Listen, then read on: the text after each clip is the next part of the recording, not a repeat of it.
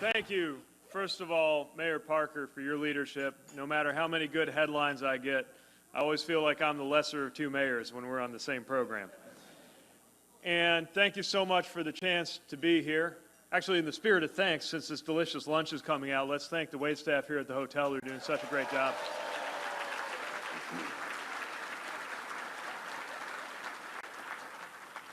And thanks to everyone who is part of Victory for the work that you do to advance the cause of equality in our country through LGBTQ representation in our national political life. It is so moving, having been at this same event a couple years ago, to see Danica Rome again, who was running at the time, and who wins, by the way, because of a laser-like focus on the needs of her constituents. She saw me across the room, she bounded up to me, and these are the words that really warm a mayor's heart. She says, "I got to talk to you about something.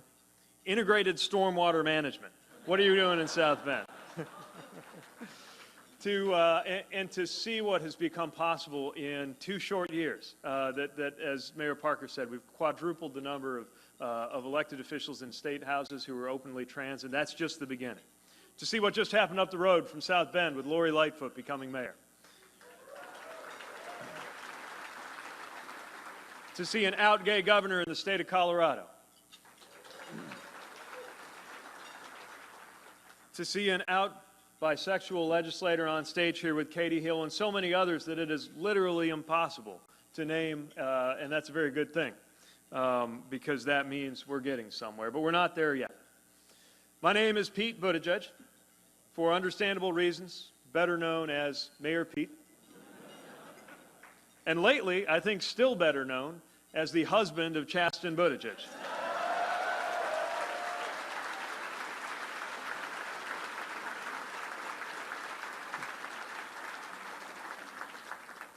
Chasten and I have been having a pretty good year so far. I'm not surprised that our message is resonating. I've always believed in our message, but I'd be lying if I didn't admit to you that I'm a little surprised by the trajectory that we're on, by the speed of it. But then again, nothing is more common to the American political experience than watching things change quickly, for better and for worse, and very often for better.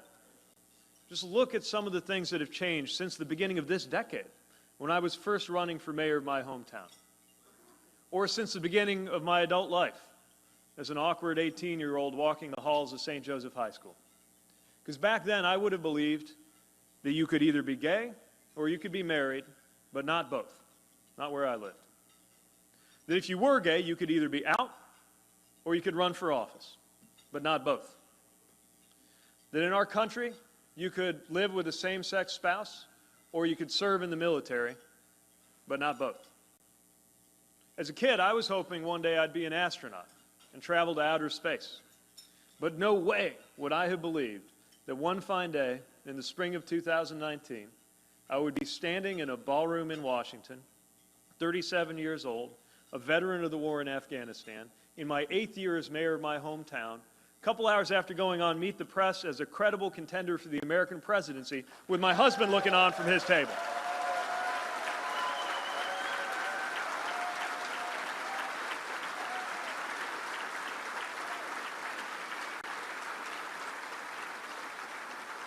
It's amazing what's changed just in my young lifetime.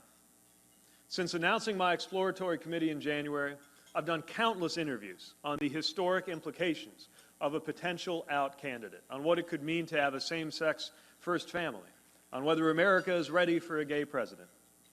And I've given just as many interviews where it didn't even come up, because sexual orientation was not considered one of the most unusual or important things to discuss with me in the context of the 2020 race. And that in itself is historic in a way.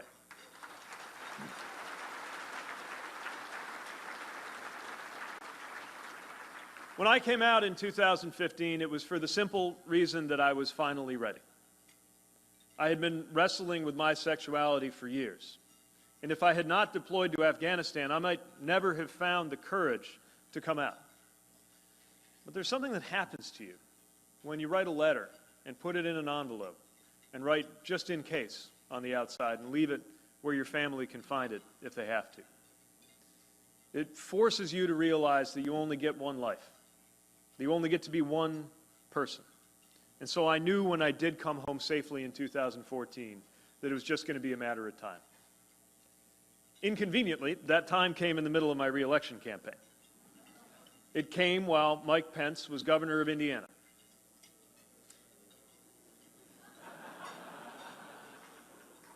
And since there had never been an out-elected executive in our state, no one was sure what the effect would be on my future.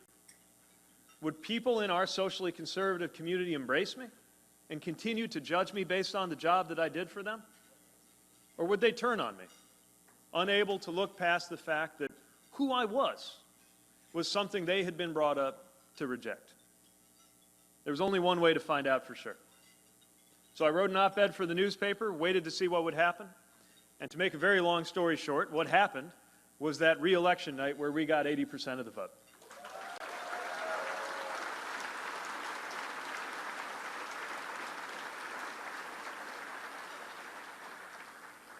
I got a lot of questions about why I came out when I did, whether it was designed to serve some purpose. In fact, it was designed to serve a very simple and private purpose, which was I wanted to start dating. When I turned 33, I was a grown man, well-traveled, well-educated, sitting mayor, and a war veteran with absolutely no idea what it was like to be in love.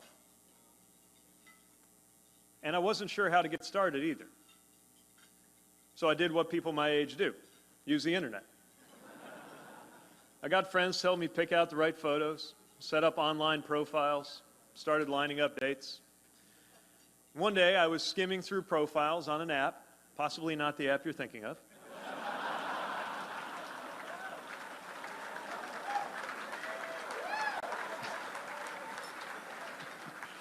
It's not important which app.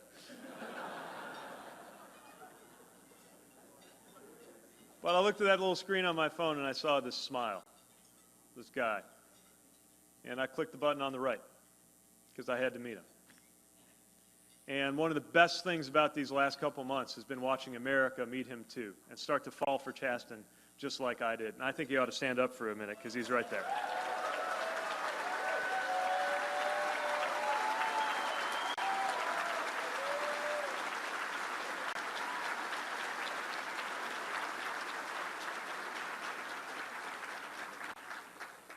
Now, I've told that story in a lot more detail in my book, which I'm hoping you'll pick up because it's kind of how we're paying off the wedding bills.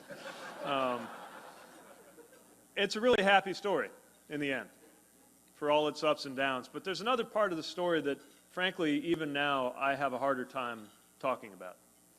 I think because it's hard to admit. I'm uncomfortable admitting it even now, even though it's something that maybe won't be so surprising. And it's the fact that when I was younger, I would have done anything to not be gay. When I began to halfway realize what it meant that I felt the way I did about people I saw in the hallway at school or the dining hall in college, it launched in me something I can only describe as a kind of war. And if that war had been settled on the terms that I would have wished for when I was 15 or 20 or frankly even 25, I would not be standing here. If you had offered me a pill to make me straight, I would have swallowed it before you had time to give me a sip of water. It was a hard thing to think about now. It's hard to face the truth that there were times in my life when if you had shown me exactly what it was inside me that made me gay, I would have cut it out with a knife. And the reason it's so awful to think about isn't just the knowledge that so many young people struggling to come to terms with their sexuality or their gender identity do just that. They harm themselves, figuratively or literally. But the real reason that it's so hard to think about is if I had the chance to do that, I would never have found my way to Chasten. But the best thing in my life, my marriage, might not have happened at all. My marriage, this thing I can't even describe without going into cliches, like talking about how my world went from black and white to color the moment we held hands toward the end of our first date. The thing that made it possible for me to get through the loss of my father this year, this man who lifted up not just me, but Dad and Mom through those last awful days. How dark the thought that the man that I admire and care about and love sharing with the rest of the country. And even more importantly, can't wait to share one day with raising children. Might not have been part of my life at all. Thank God there was no pill. Thank God there was no knife. People talk about things like marriage equality as a moral issue. And it is certainly a moral issue as far as I'm concerned. It's a moral issue because being married to Chasten has made me a better human being. Because it has made me more compassionate, more understanding, more self-aware, and more decent. My marriage to Chasten has made me a better man. And yes, Mr. Vice President, it has moved me closer to God.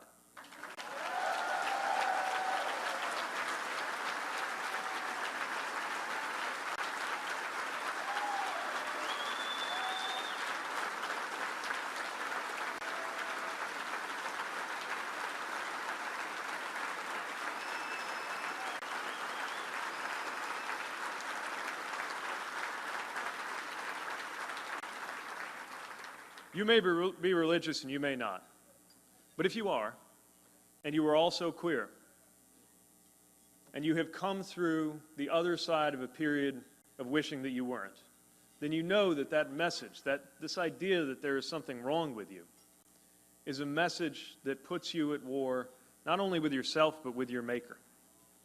And speaking only for myself, I can tell you that if me being gay was a choice, it was a choice that was made far, far above my pay grade.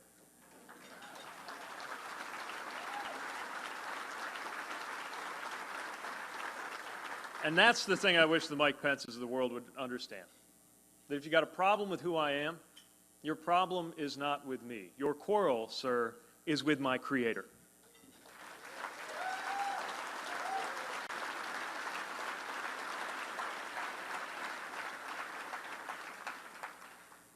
So back to the happy part. Like I said, we got married in June at our church. It was a beautiful ceremony, full of family and friends, people Chasten grew up with, people I served with in the military. And I'm so mindful and so thankful that every minute of that marriage, we're enjoying a freedom that came to us because of the work of people like the people in this room. People who saw to it that the cause of LGBTQ equality, that LGBTQ representation was advanced year by year by year. And that's why I stand here not just as a politician who has benefited from the support of the Victory Fund, but as a loving husband saying thank you, thank you, thank you for what you do in this struggle to bring us all that freedom.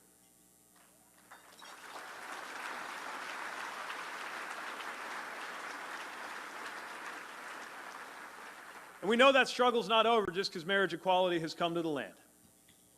The struggle is not over when several states in this country, including my own home state of Indiana, don't even have hate crimes legislation.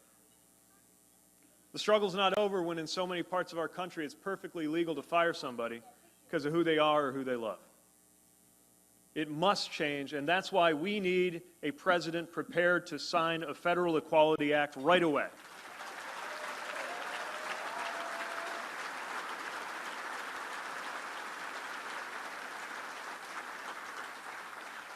Struggle is not over when transgender troops, ready to put their lives on the line for this country, have their careers threatened with ruin one tweet at a time by a commander-in-chief who himself pretended to be disabled in order to get out of serving when it was his turn.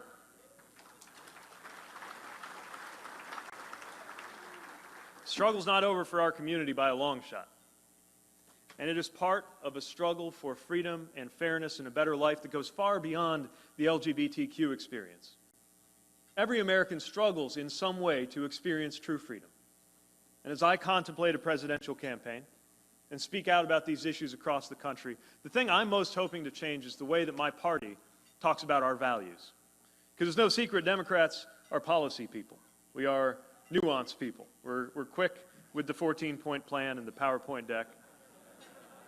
Sometimes a bit slower to explain the values that motivate our policies. So it's time for us to get back into the business of talking about values, especially freedom. My party has allowed conservatives to monopolize the language of freedom because they're so interested in freedom from government, freedom from regulation, freedom from taxes, that they can forget about the other things besides government that can make you unfree. freedom isn't just about freedom from. It's about freedom to. Not just freedom from regulation, but freedom to live a life of your choosing. And the LGBTQ experience is a prime example of why that matters. Because you're just not free if a county clerk gets to tell you who you ought to marry because of their interpretation of their religion.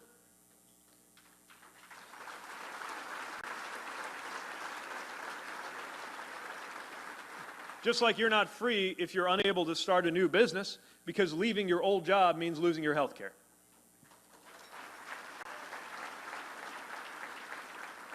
Or if your reproductive health choices are being dictated by a male boss or a politician.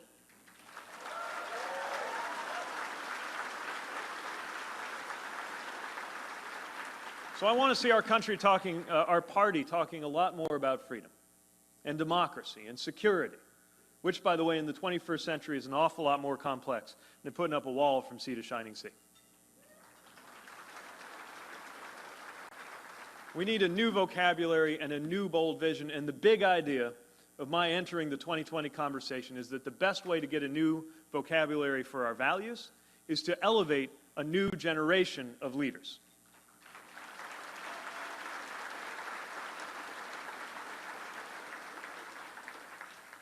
I was in high school when Columbine happened. I belonged to the school shooting generation, the generation that provided most of the troops for the conflicts after 9/11, the one that's going to be on the business end of climate change for the rest of our lives, and could be the first in American history to be worse off than our parents economically by the time I reach the current age of the current president in 2054.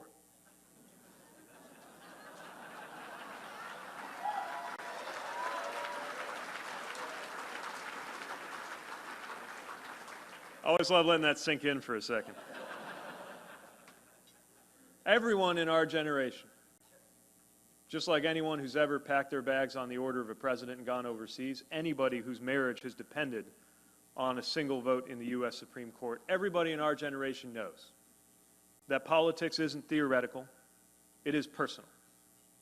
And it's at that personal level that politics can make such a big difference in our lives, a bad one or a very good one. Because my generation is also the first to know marriage equality as the law of the land for the majority of our adult lives.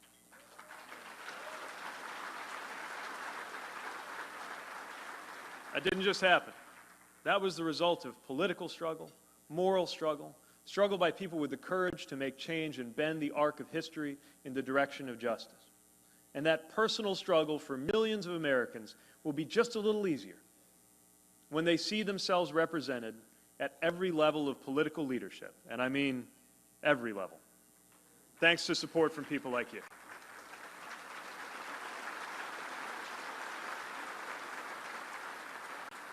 So here we are.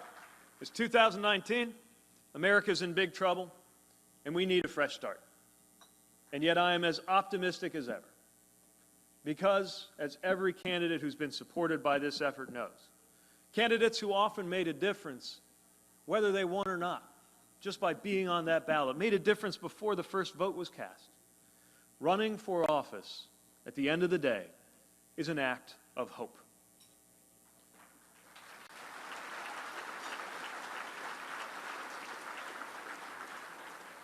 So, next time a reporter asks me if America is ready for a gay president, I'm going to tell the truth. I'm going to give them the only answer that I can think of that's honest, and it's this. I trust my fellow Americans, but at the end of the day, there's exactly one way to find out for sure. Thank you. Thank you, and I'll see you on the trail.